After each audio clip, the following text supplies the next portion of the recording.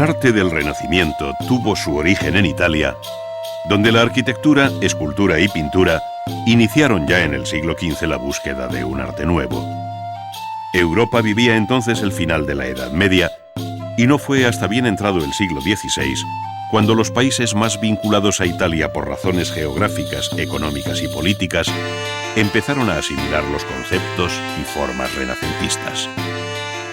Es esta una etapa coyuntural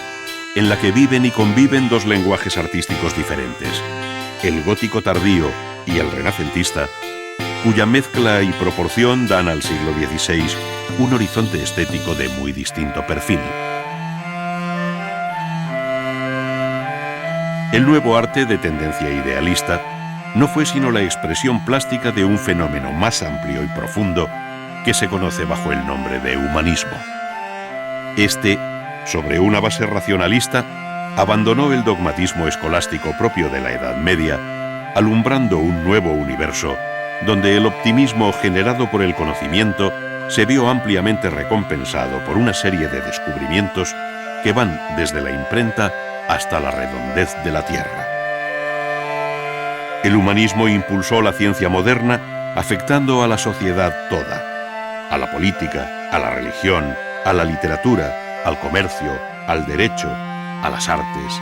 en suma, a la concepción general del hombre, que como en la antigüedad clásica se erigió de nuevo en medida de todas las cosas.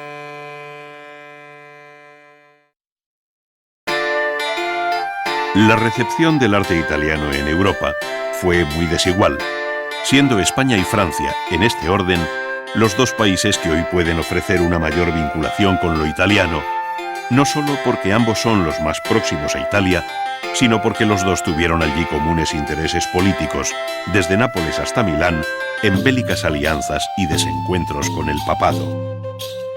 Recuérdese la derrota de Francisco I de Francia en la batalla de Pavía por Carlos I de España y V de Alemania,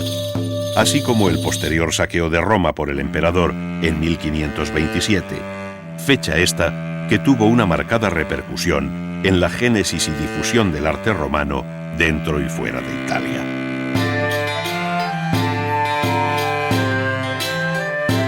La presencia del arte italiano en Francia fue alentada por el mismo monarca Francisco I, y su interés por vincularlo a la corte quedó patente en la invitación real a Leonardo da Vinci, quien pasó los últimos años de su vida en Amboise, uno de los bellos castillos entre medievales y renacientes que jalonan el curso del río Loire. También fue llamado Andrea del Sarto, que fue recibido por el rey en el palacio de Fontainebleau, por donde igualmente pasarían otros pintores italianos como Rosso y Primaticcio, que dejaron allí una notable obra decorativa. En estos châteaux, verdaderos palacios en medio de una generosa naturaleza, se llegó a crear bajo Francisco I un peculiar estilo que, sin dejar de ser francés, daba entrada a formas y modos de origen italiano en una festiva y atrayente mezcla. Más grave resulta el planteamiento del Palacio Real del Louvre, en París, cuyo inacabado proyecto de Lescot sirvió de referencia a las sucesivas ampliaciones hasta su definitiva terminación en el siglo XVII. Su fachada, animada por una elegante superposición de órdenes clásicos a la italiana, es de un refinamiento extremo, a cuyo efecto contribuyeron eficazmente los excelentes relieves de Jean Goujon, uno de los maestros más sobresalientes de la escultura renacentista en Francia.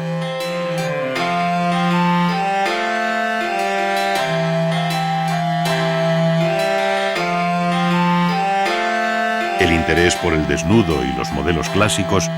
dieron al arte francés de la corte de Francisco I un sello de inconfundible personalidad en el contexto europeo.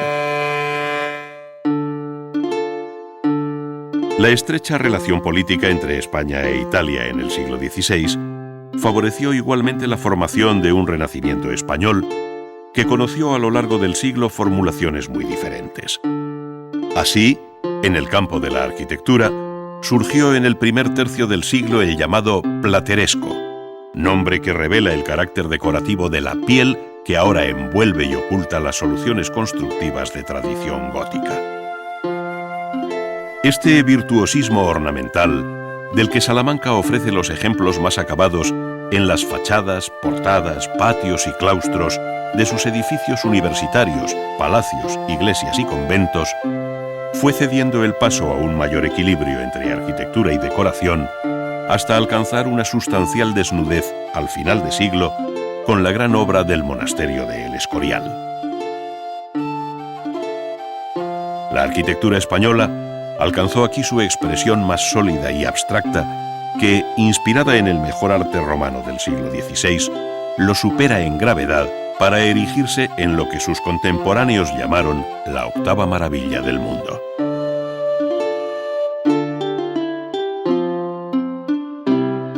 Aquella centuria fue especialmente fecunda para la historia y el arte español,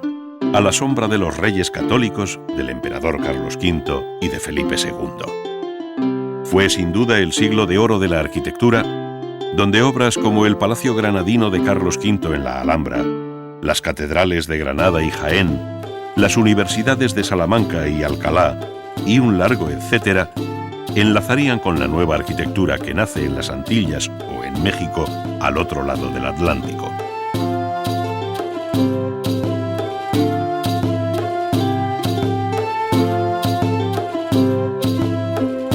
La escultura tuvo igualmente su referente en Italia, desde los mármoles de Fancelli hasta los bronces de los Leoni.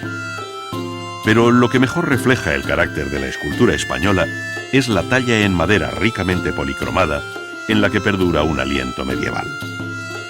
Algunos de los más relevantes escultores, como Diego de Siloé y Alonso Berruguete, llegaron a estar en Italia, aportando el primero un equilibrio y belleza formal propia del pleno Renacimiento, mientras que el segundo se hizo eco de todo lo gestual y expresivo que aportó el manierismo. Entre quienes mejor entendieron las posibilidades formales de la madera, se encuentra Juan de Juní, que venido de Francia, contribuyó a hacer de Valladolid la cabeza de la Escuela Castellana de Imaginería.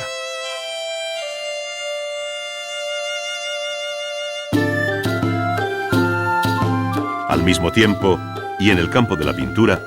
los modelos italianizantes en la línea de Leonardo y Rafael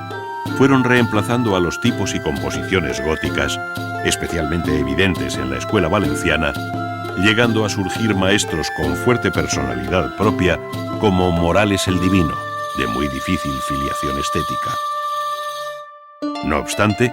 la figura de proyección universal de este siglo fue sin duda Doménicos Theotokópulos, conocido como el Greco, que, nacido en la isla de Creta y formado en Italia, entre Venecia y Roma, fijó su residencia definitiva en España. De su taller en Toledo salieron obras de un extraordinario interés dentro del más acusado manierismo, donde las formas, el color y la luz revelan un genio excepcional con el que se cierra el Renacimiento español.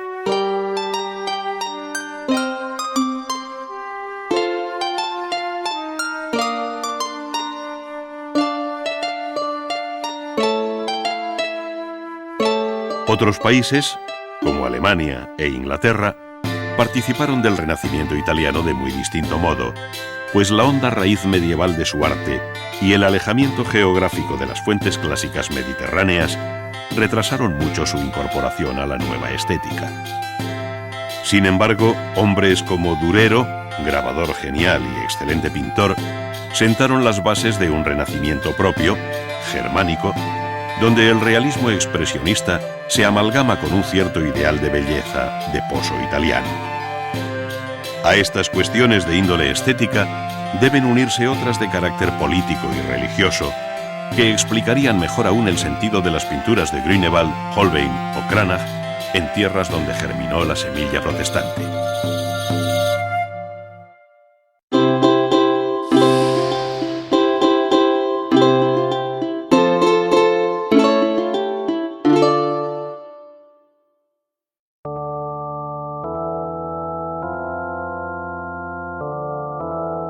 La ciudad de Florencia, capital de la Toscana,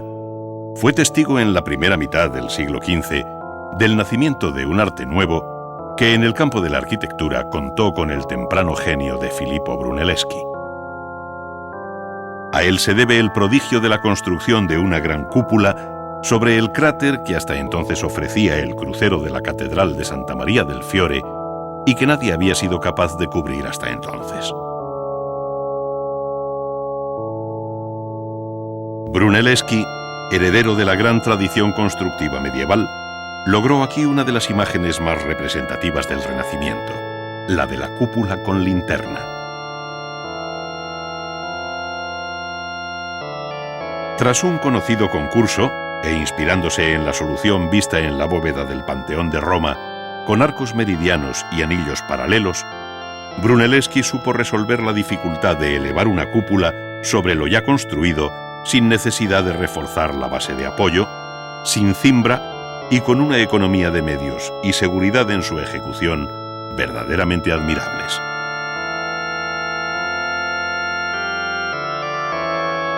La gran luz de su vano, en torno a los 42 metros, quedaría como uno de los límites a los que ha llegado la historia de la construcción. El resultado final fue el de una cúpula de paños con perfil apuntado y construida en piedra y ladrillo, formada por dos hojas de diferente sección, la que se ve desde el interior de la catedral y la que se exterioriza dominante sobre el perfil de la ciudad, espacio envuelto y espacio envolvente.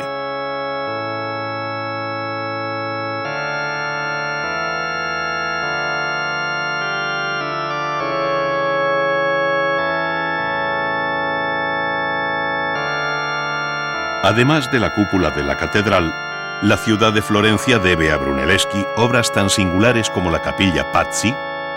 el Hospital de los Inocentes o las iglesias de San Lorenzo y Santo Espíritu, ambas concebidas como una basílica de 3 naves y cubiertas planas, donde la columna recuperó su acepción clásica en lo que a orden y proporción se refiere.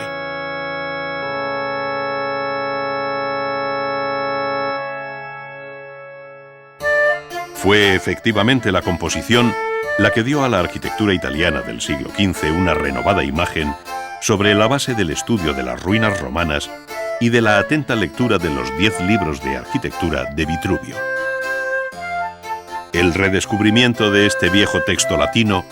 resucitó el mundo de las proporciones y de los órdenes clásicos,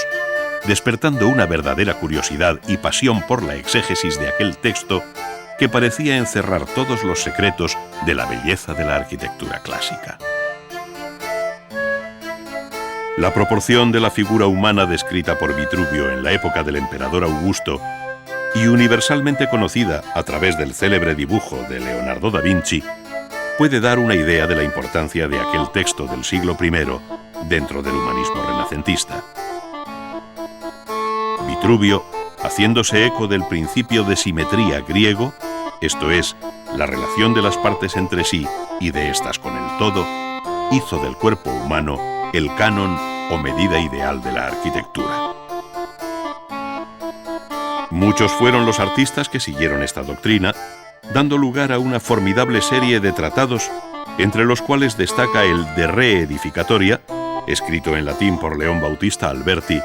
dividido en 10 libros, como el de Vitruvio, y publicado en Florencia en 1485, pocos años después de su muerte.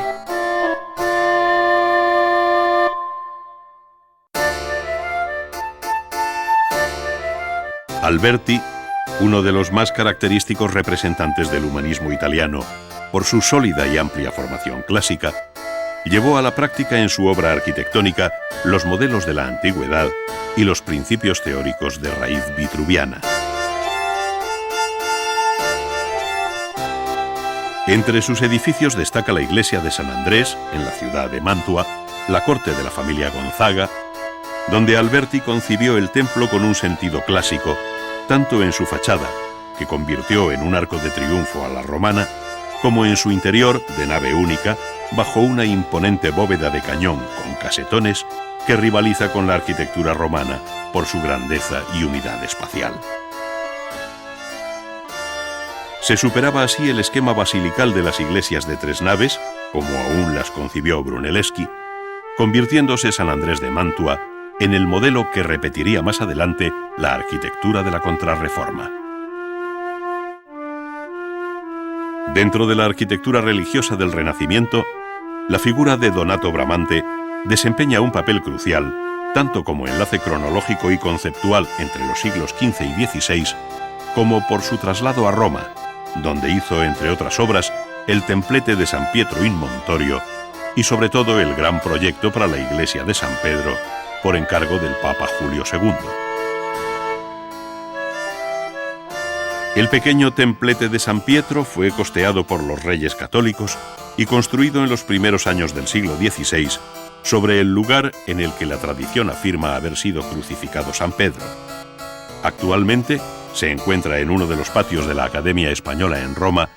pero el proyecto inicial contemplaba su inclusión en un patio circular y columnado rodeándolo. Su planta circular, como los viejos templos romanos dedicados a Vesta, el orden dórico, igualmente romano, y la cúpula sobre tambor, hicieron de este edificio un ejemplo perfecto de la organización centralizada a la que aspiró la arquitectura del Renacimiento. El buscado equilibrio y armonía entre planta, alzados y volúmenes lo llevó Bramante a su más alta expresión en el proyecto inicial de San Pedro del Vaticano, que resumidamente puede describirse como un templo de cruz griega inscrita en un cuadrado, con una gran cúpula central y 4 menores de acompañamiento, a todo lo cual se suman 4 esbeltas torres angulares. Este esquema contaba con antecedentes en algunas obras del siglo XV y en ideas de Leonardo, con quien Bramante coincidió en Milán,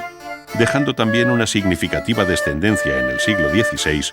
como pueda ser la iglesia de Santa María de la Consolación en Todi.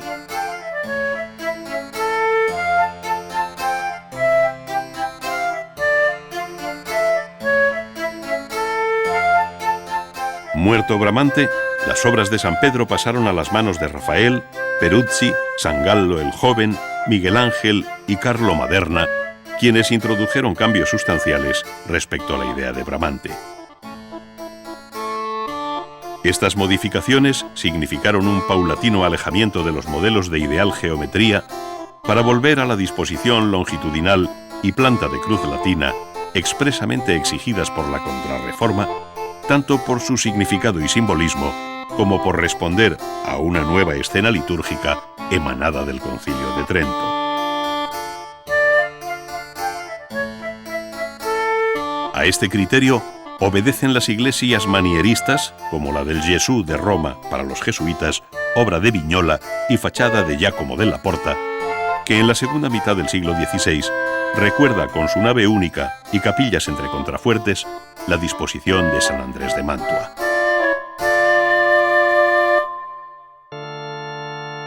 Fuera de Roma, las iglesias manieristas de mayor personalidad son las que Palladio proyectó en Venecia, con 1 o 3 naves de marcado desarrollo longitudinal, donde además del riguroso clasicismo de su estilo, interesa como novedad el tratamiento de la cabecera en la que se sitúa el coro. Así sucede tanto en la iglesia monástica de San Giorgio Maggiore como en el templo votivo del Redentor.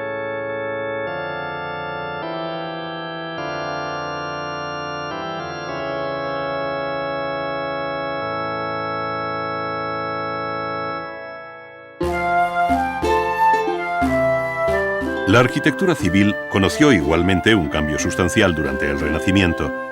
de tal manera que tanto el palacio de ciudad como la villa suburbana llegaron a fijar unos modelos de larga ejemplaridad que fueron más allá del siglo XVI.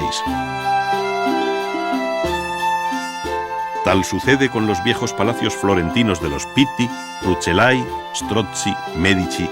y otros tantos cuyas potentes fachadas de aparejo almohadillado constituyeron el signo externo más expresivo del poder de aquellas familias.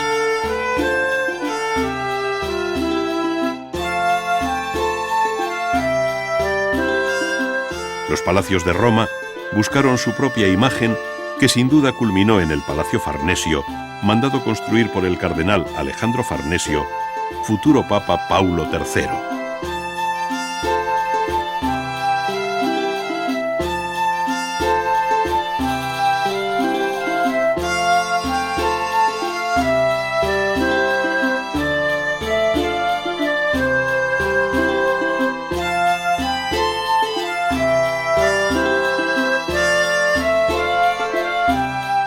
Otras ciudades, como Urbino y Mantua, contaron igualmente con magníficos palacios ducales, sin excluir Venecia, que, sobre una concepción muy original, vio surgir sobre el Gran Canal las porosas fachadas de los palacios Vendramín, Corner y Grimani. Las villas suburbanas, acompañadas de amplios jardines, conocieron un espectacular desarrollo en el siglo XVI, ofreciendo Roma varios ejemplos importantes.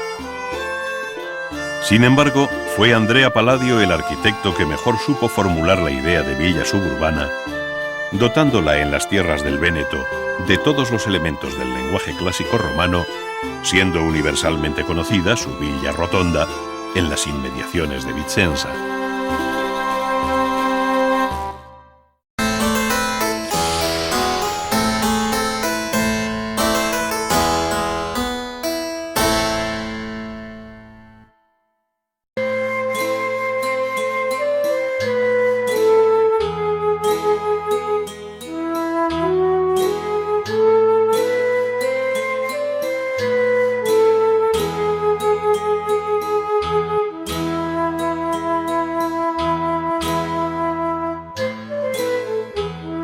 La historia de la escultura moderna comienza también en Florencia, en el ámbito de su catedral, pues el concurso público para hacer los relieves en bronce de las puertas de su baptisterio, de acuerdo con las ejecutadas anteriormente por Andrea Pisano, hizo que se presentaran allí los más señalados escultores activos en la primera mitad del siglo XV.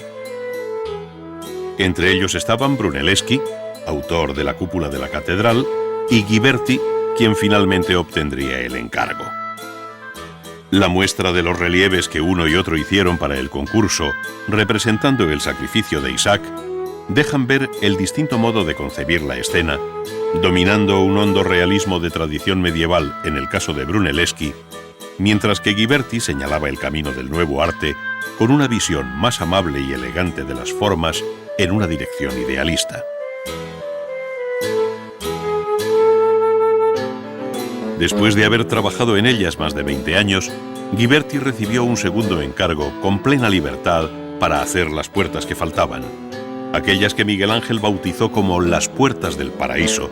por la belleza de la composición, la elegancia de sus figuras y la profundidad del espacio.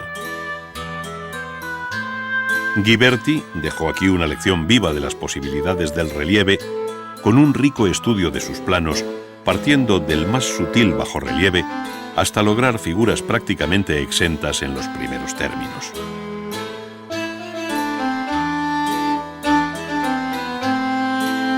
El relieve tuvo otros seguidores sobre diferentes materiales y técnicas,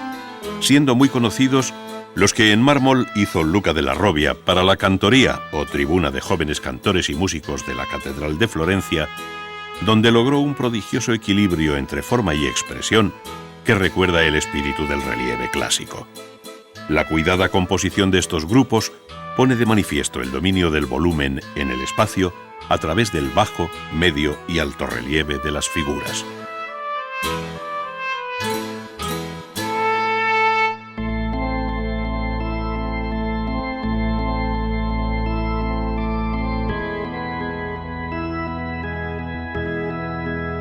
El nombre de la familia della Robbia está igualmente unido a los bellísimos relieves en barro cocido y policromado que salieron de su taller florentino, no solo para imágenes de devoción, sino para el ornato de la arquitectura en forma de tondos y frisos.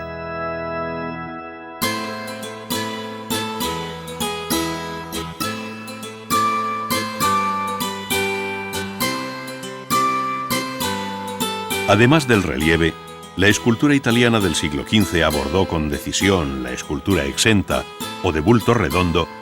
que, unida al interés por el desnudo, hacía evidente su anhelo por resucitar los prototipos de la antigüedad.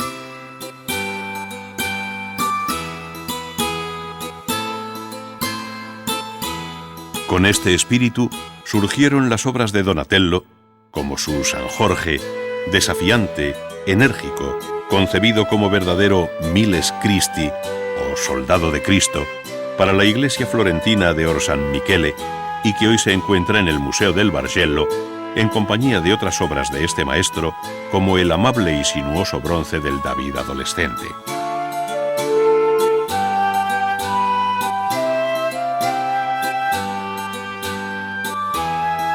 Donatello supo abordar todos los registros posibles de la escultura, desde el retrato hasta la imagen de devoción en clave realista, pasando por el relieve, en el que dejó constancia de su dominio de la perspectiva.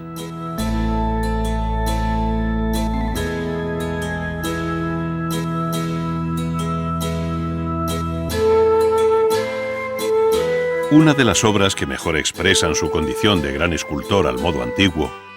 es el monumental retrato ecuestre del condottiero Gattamelata. Inspirada en el de Marco Aurelio de Roma,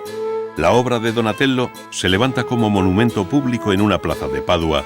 junto a la Basílica de San Antonio, mostrando el dominio de la fundición en bronce hueco. Esta fue la primera obra de porte monumental que se hizo por el sistema de cera perdida desde la antigüedad, siendo imitada en la segunda mitad del siglo XV por otros escultores, como el Verrocchio, a quien se deben otra serie de importantes obras realizadas en bronce y mármol.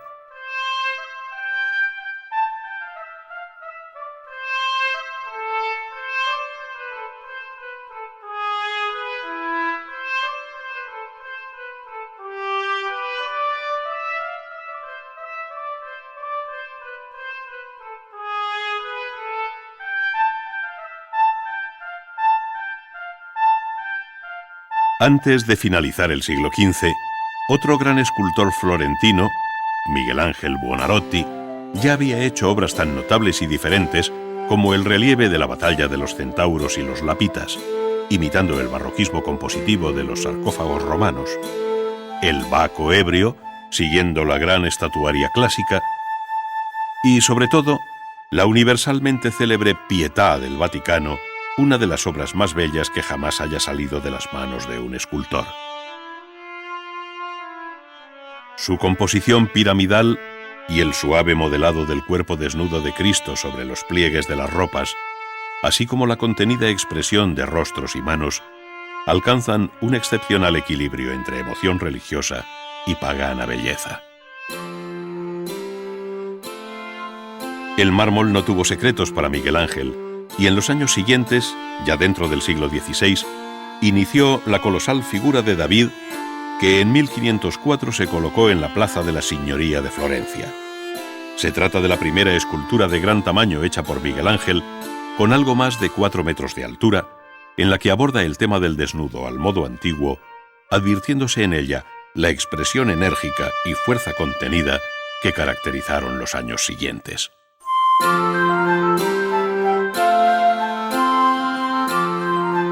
Pocas obras tan significativas en este sentido como las que formaron parte del malogrado proyecto del sepulcro del Papa Julio II, pensado para la nueva iglesia de San Pedro, pero que hoy conocemos dispersas por varias colecciones y museos. Se trata de Los esclavos del Louvre y de la Academia de Florencia, que junto al Genio de la Victoria y sobre todo con el Moisés de San Pietro in Vincoli, formaban parte de un conjunto de 40 esculturas con las que Miguel Ángel concibió el espectacular sepulcro.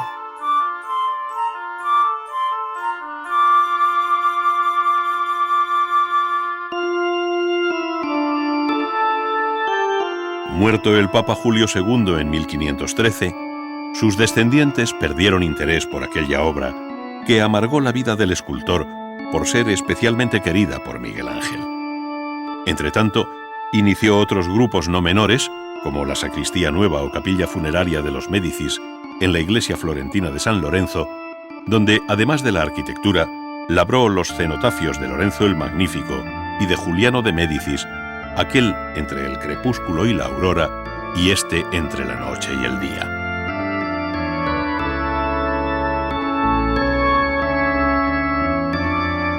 Al margen de su significado en relación con la vida y la muerte, Miguel Ángel trató estas figuras con una libertad extraordinaria, en la que el desnudo del hombre y de la mujer deja ver su concepción grande de la forma, con exquisitos detalles de una labra que en ocasiones acaricia las superficies y en otras, intencionadamente, simplemente aboceta o sugiere la forma. Es lo que sucede con el rostro del crepúsculo, donde se hace patente aquella técnica del no acabado, el non finito, que desde sus años jóvenes utilizó con una maestría absoluta.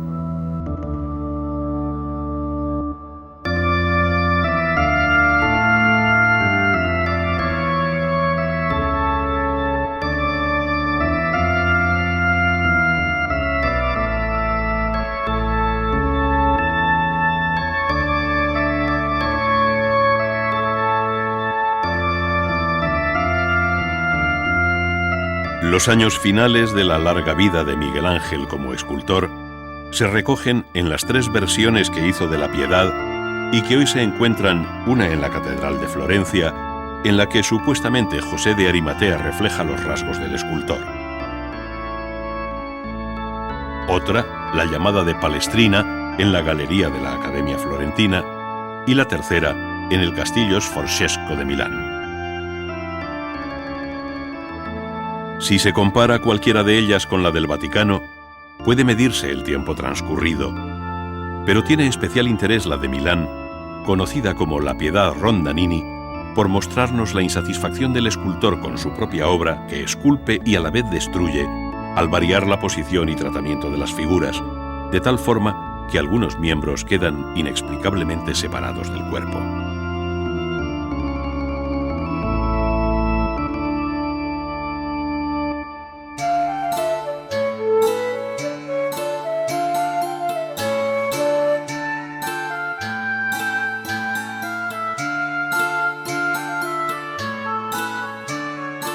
La obra de Miguel Ángel superó el propio Renacimiento para fijar las bases del manierismo, en cuyo ámbito se movieron otros muchos escultores, desde Ammanati hasta Juan de Bologna,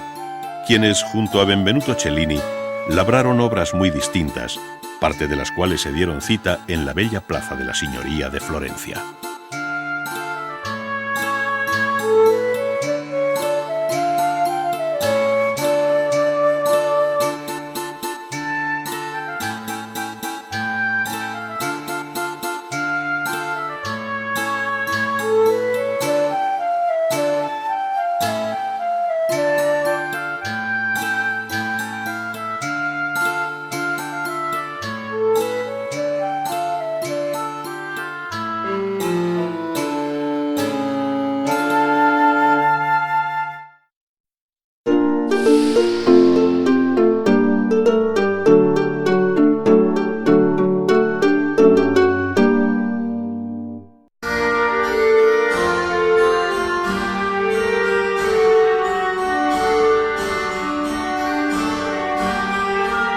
La pintura del Renacimiento en Italia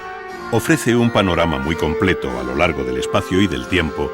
pues durante los siglos XV y XVI fueron muchos los talleres activos que se identificaron a través de sus maestros con determinadas ciudades. Entre estas sobresalieron Florencia, Roma y Venecia, sin olvidar otros centros que igualmente tuvieron un papel relevante como Urbino, Mantua o Perugia.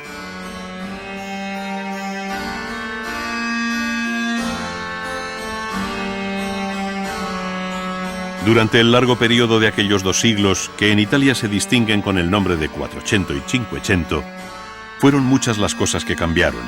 de tal modo que entre la obra temprana de Fray Angelico y la tardía de Tintoretto media algo más que el simple tiempo transcurrido.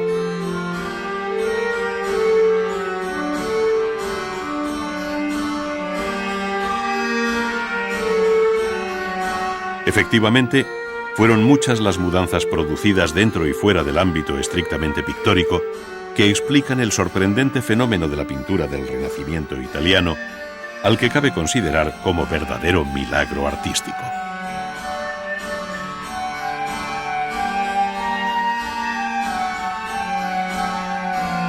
La pintura fue además para el arte del Renacimiento una referencia obligada como campo común de experiencias de cuyos resultados se nutrieron todas las artes hermanas. En ella se desarrollaron, por ejemplo, los principios básicos de la perspectiva que permitieron representar el espacio de un modo racional sobre una sólida construcción geométrica.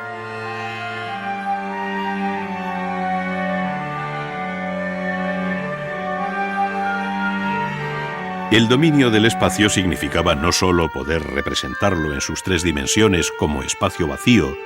como cubo abstracto, sino hacer de él el escenario natural donde situar las figuras y objetos en sus diferentes planos. Así, de acuerdo con la experiencia visual cotidiana, las figuras se representaron gradual y proporcionalmente más pequeñas según se alejan del espectador, haciendo de la profundidad del cuadro la nueva dimensión de la pintura moderna.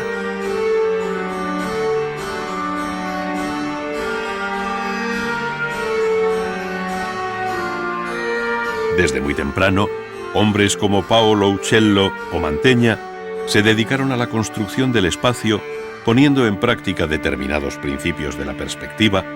y mostrando las figuras en atrevidos escorzos, primero en reposo y más tarde en movimiento.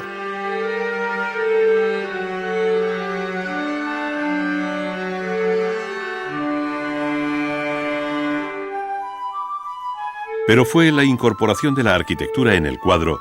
la que mejor facilitaba la formación de la llamada pirámide visual,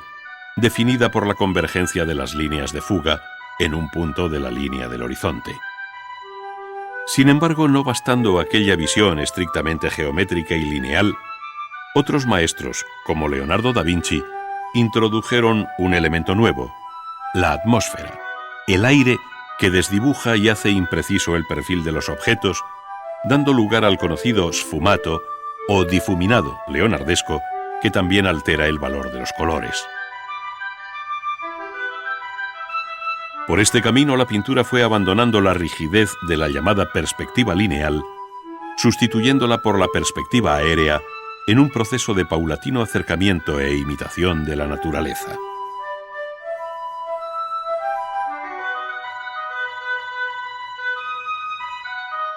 El dibujo y el color habían sido históricamente la base de la pintura, pero ambos fueron para los artistas del Renacimiento objeto de un riguroso análisis hasta el punto de crear dos tendencias muy marcadas dentro del arte italiano, especialmente en el siglo XVI. Una, vinculada a Florencia y Roma, donde el dibujo parece guiar al pintor, y otra, la veneciana, donde las manchas de color eclipsan la presencia del dibujo.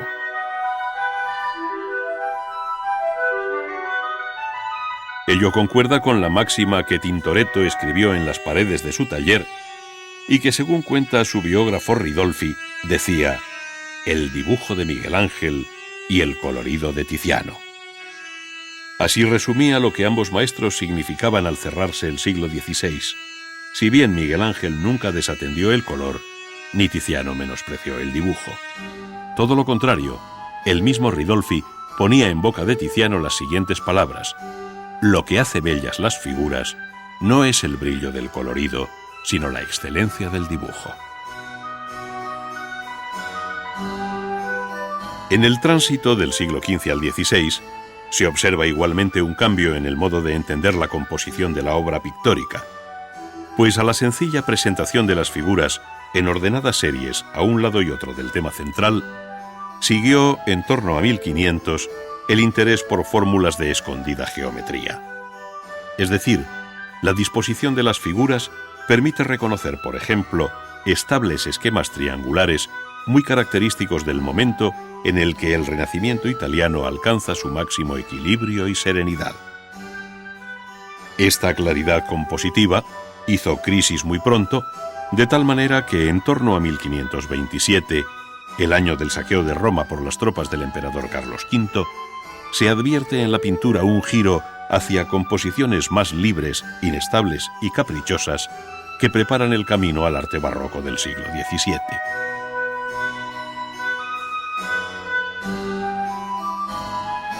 Es, en definitiva, el largo periodo que se conoce como manierismo, en el cual se tiende a imitar y mezclar los modos y maneras de los grandes maestros del pleno Renacimiento con un claro espíritu ecléctico.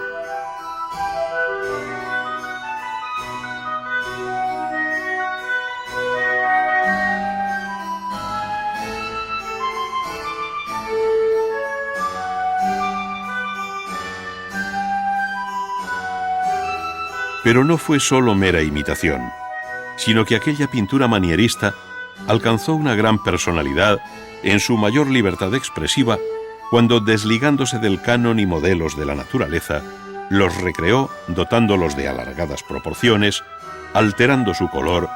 buscando escorzos muy forzados o jugando con nocturnos efectos de luz.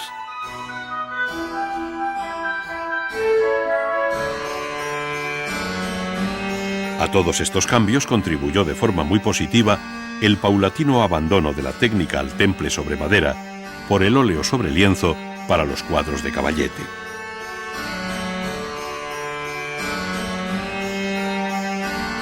No obstante, el gran arte italiano buscó en los grandes conjuntos de pintura mural su expresión más apurada, tanto para vestir el interior de las estancias palaciegas como para enriquecer los muros y bóvedas de las iglesias.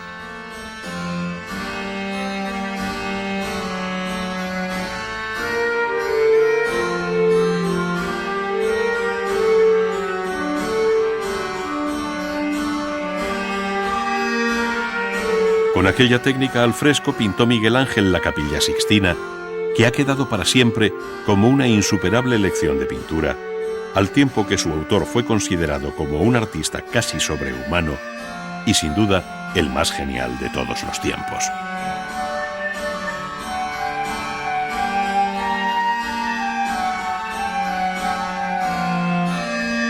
Giorgio Vasari, en sus Vidas dedicadas a los maestros del diseño, ponderaba así a Miguel Ángel: quien, entre los muertos y los vivos, se lleva la palma, supera y oscurece a todos, es el divino Miguel Ángel Buonarroti. No solamente tiene la primacía en una de las artes, sino en las tres juntas. Miguel Ángel supera y vence a todos los que ya habían vencido a la naturaleza. Miguel Ángel triunfa sobre todos, sobre los antiguos, los modernos y la naturaleza, dejando muy atrás a esta última con el don de su ingenio divino a través de la inventiva, dibujo, arte, criterio y gracia.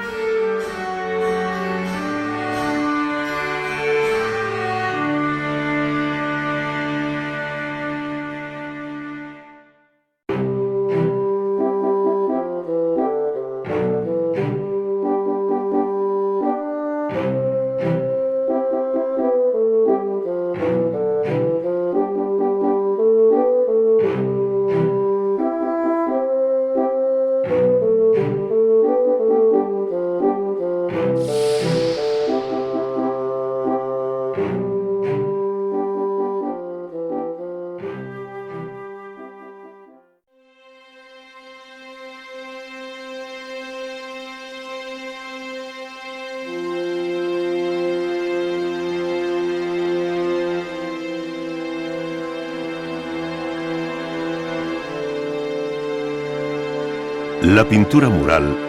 es una de las más tempranas manifestaciones de la historia de la cultura, pues el arte llamado parietal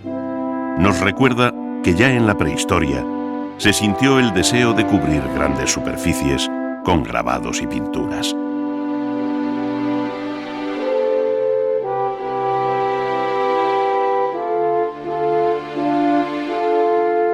Desde entonces hasta el mundo contemporáneo, las grandes composiciones murales han representado la expresión más ambiciosa del arte de la pintura.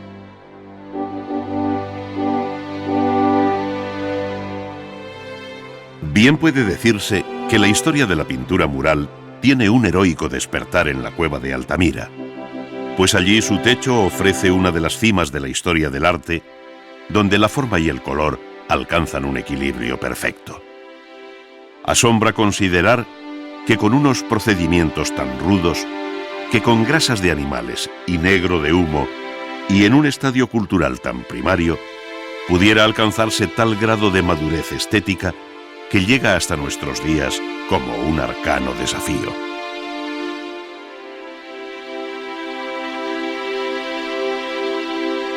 En la zona de Tebas y cerca del Valle de las Reinas,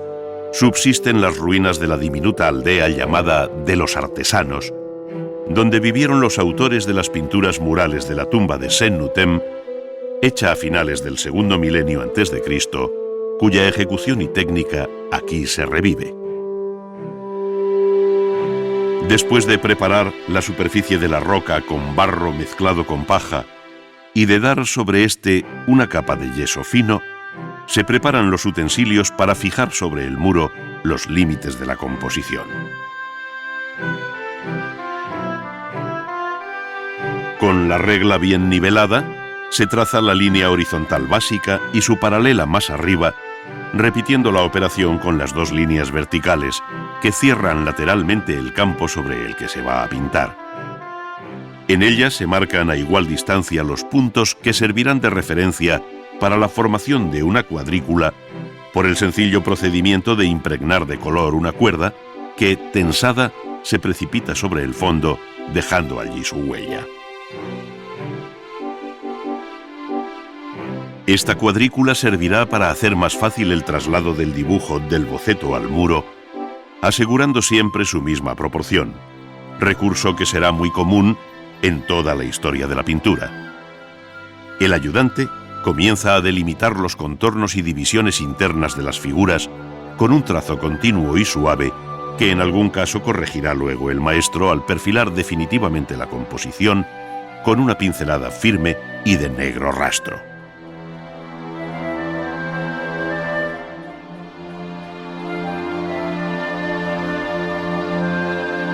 Se van preparando así los distintos campos cromáticos, se eliminan las líneas que ya no interesan y se empiezan a dar los primeros toques de color con un vasto pincel hecho de junco y machacado en su punta. Con él coge el color de unos cuencos de barro en los que se han disuelto en agua los distintos pigmentos de origen mineral, añadiendo algún aglutinante vegetal como la goma arábiga, de acuerdo con lo que se llama una pintura al temple.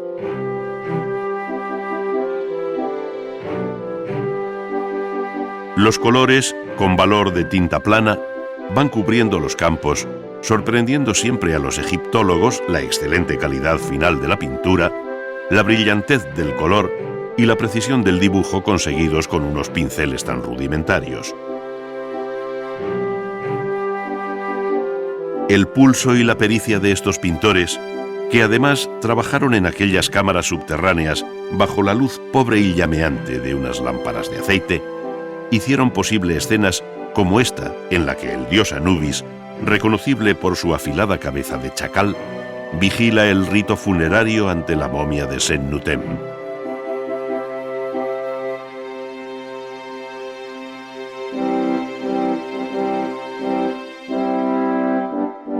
La pintura mural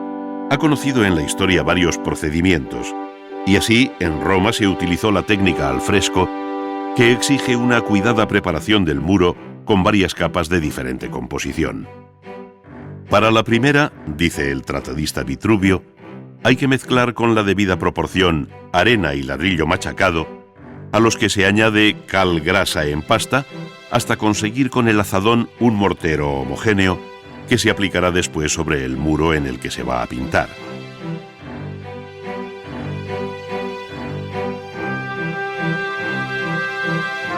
Estas operaciones previas, más propias de albañil que de pintor, no las hacía siempre el propio artista, sino gentes especializadas de su equipo. Mientras uno preparaba la mezcla, otro la extendía, repitiéndose esta misma operación hasta 3 veces y mojando inicialmente el muro para que el mortero agarrase bien.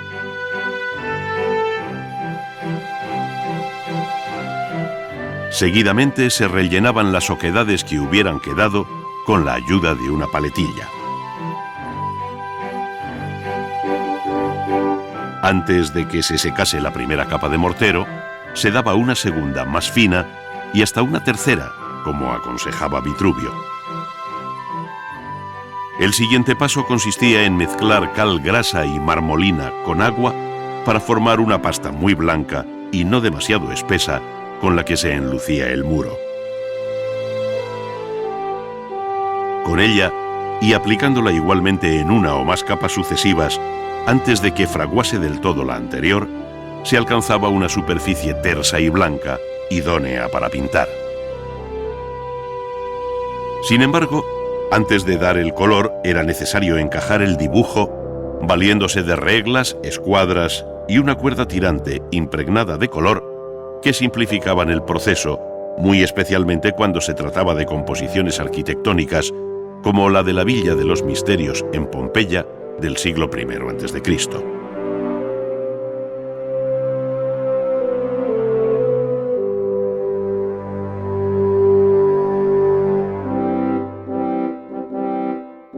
Cuando ya está apurado el dibujo de todos los elementos y molduras, surge el pincel llevando los colores de procedencia mineral que, como el verde de manganeso o el rojo de cinabrio, se diluyen en agua. La capa del enlucido, aún fresca, fija los colores, formando cuerpo con él tras una pequeña reacción química que asegura una larga vida a la pintura. Una vez seco el fresco, es frecuente apurar las últimas pinceladas y detalles con leves toques al temple. El acabado final consistía en pasar un paño impregnado de cera o aceite caliente sin excluir una mezcla jabonosa que posteriormente se puliría por un procedimiento tan sencillo como el de frotar con un paño seco hasta hacer salir el brillo deseado. La pintura mural vivió en el Renacimiento italiano una verdadera edad de oro que culminó en el siglo XVI con el juicio final de Miguel Ángel en la Capilla Sixtina. La figura central de esta extraordinaria composición es la de Cristo Juez, cuyo dibujo preparatorio, con las mismas medidas que el original, se va a trasladar al muro ya preparado y debidamente humedecido. Para ello es preciso dar un primer paso consistente en sacar un calco del original a base de repasar con una cierta presión las líneas principales de la figura con el cabo del pincel o un instrumento similar, a fin de que se queden marcadas en otro papel de iguales dimensiones que está debajo, llevando en este caso entre ambos una suerte de papel carbón. Sobre el calco o copia se repasan con carboncillo las líneas marcadas para proceder después y con gran paciencia a taladrarlas con un instrumento punzante, un clavo o una aguja gruesa, preservando así el original de esta interminable serie de orificios, aunque en otras ocasiones se hizo sobre el propio dibujo. Este calco acribillado por multitud de diminutos agujeros se lleva al muro para pasar sobre ellos una muñequilla impregnada de polvo negro que dejará una huella de puntos sobre el muro blanco. A esta operación se le conoce con el nombre de estarcido y quedará completa con el repaso y unión de todos los puntos, ahora ya con el pincel. Antes de comenzar a trabajar la figura principal, el pintor da color al fondo con azul lapislázuli, mojando constantemente el enlucido, pues no puede olvidarse que la técnica empleada es el fresco, el buon fresco, como llaman los italianos a la pintura que no mezcla el fresco con el temple.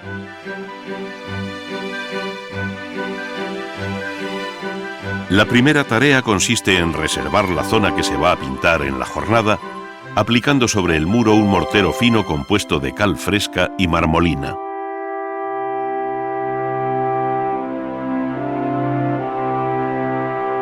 El pintor comienza atacando las sombras con pinceles de distintos tamaños y a veces con la ayuda de una esponja, pudiéndose observar cómo el color y el modo de dar la pincelada contribuyen a dar forma y volumen a la mano,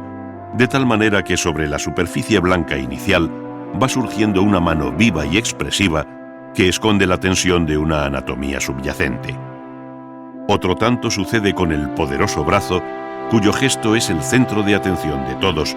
hasta convertirse en el punto culminante del juicio final. Con el mismo orden, va surgiendo el volumen de la cabeza, donde todavía se ven las líneas de puntos que guiaron el dibujo del pincel. Estos desaparecen bajo la mano segura del pintor,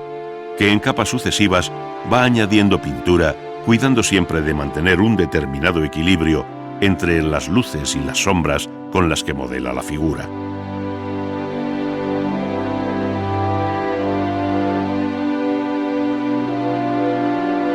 Obsérvese la rapidez con que el muro absorbe el agua de la pintura, lo cual obligará al pintor a mojar varias veces el fragmento que está trabajando, dejando para otra jornada otras partes del cuerpo.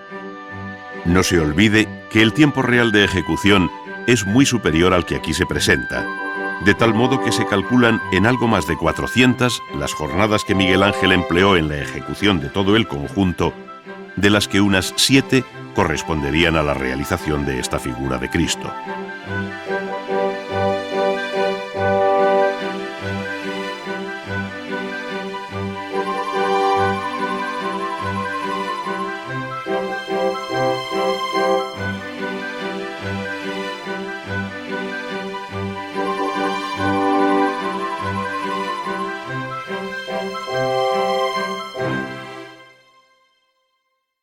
En la llamada Quinta del Sordo de Madrid, donde vivió Goya entre 1819 y 1823, pintó el artista aragonés un extraordinario conjunto mural que, por el tono dominante y el carácter del mismo, conocemos como pinturas negras.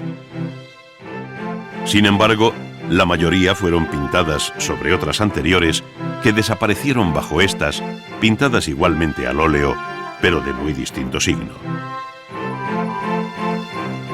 La primera imagen no puede ser más opuesta a las que le sucedieron, pues frente al tono primaveral y alegre, al brillante colorido, las pinturas negras venían a ser la negación de todo, de la luz, de la forma y del color, al menos tal y como entonces se entendía. Entre los nuevos asuntos que allí trató, figura el de dos viejos comiendo en una visión tan desgarrada y expresionista como la propia técnica empleada, de pincelada suelta, rápida y libre, cargando intencionadamente con mucha pasta el pincel.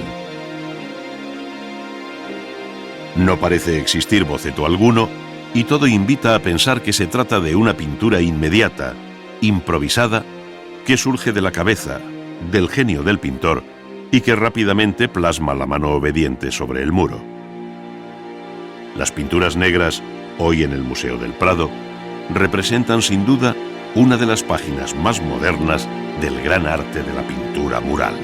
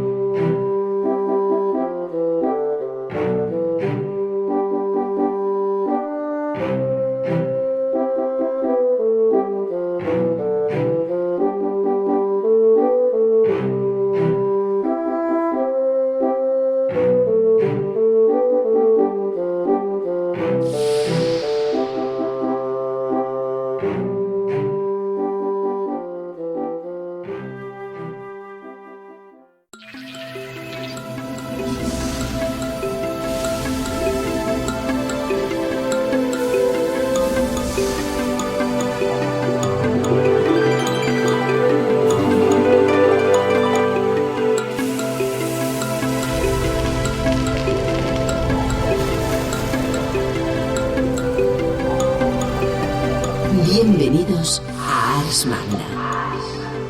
un viaje por la historia del arte en 10 capítulos.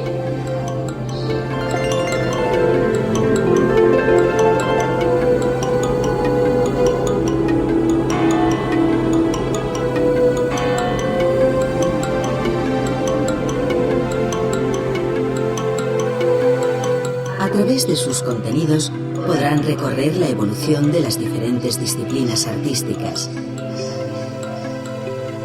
conocer el arte producido en los 5 continentes y descubrir las técnicas empleadas por pintores, escultores, artesanos y constructores.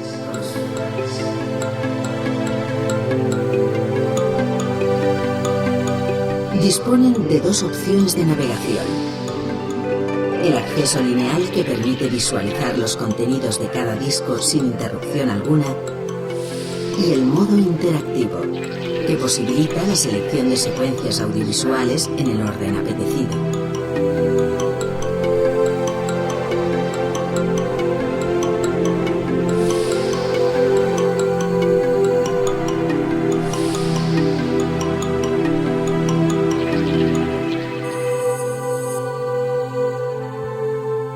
Sumando a distancia les permitirá recorrer y seleccionar las opciones dispuestas en los distintos menús.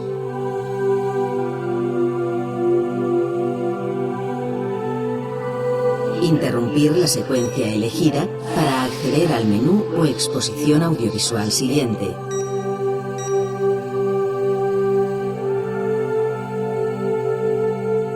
Cambiar el idioma de consulta sin interrumpir la seqüència en curso. Change the language sense interrompre la seqüència en curs. Y manejar su lector DVD como cualquier aparato de vídeo doméstico.